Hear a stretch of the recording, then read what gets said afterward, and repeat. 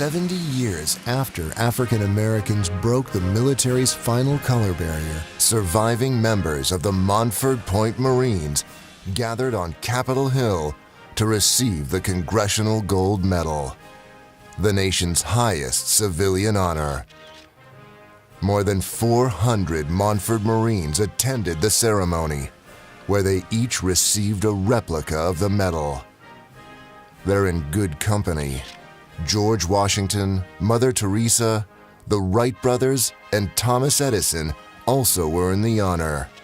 From 1942 to 1949, nearly 20,000 African Americans went to Montford Point, a blacks-only boot camp at Camp Lejeune. Most were shipped off to war, with the majority heading to the Pacific Theater during World War II. They served as members of the 51st and 52nd Defensive Battalions in support roles for white troops. Others also served in Korea and Vietnam.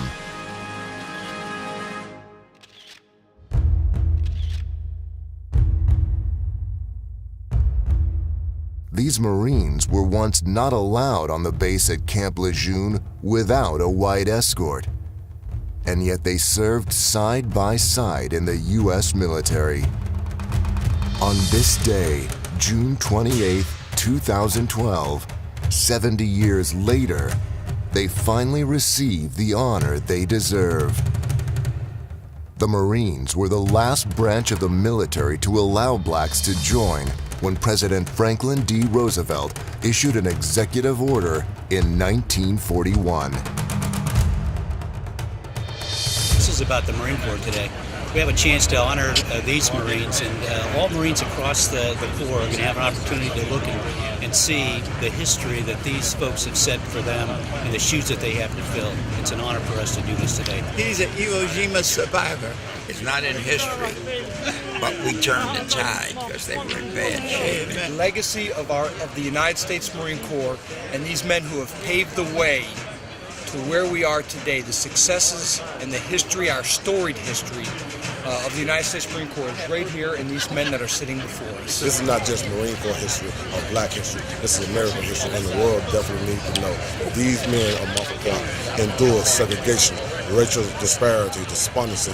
They fought 2 wars, and more so they had to fight for the right to fight. Just couldn't imagine that this would ever happen.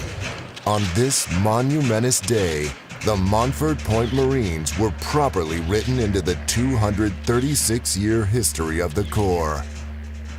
New recruits and senior officers will learn in the future about their first African American members, the Montford Point Marines.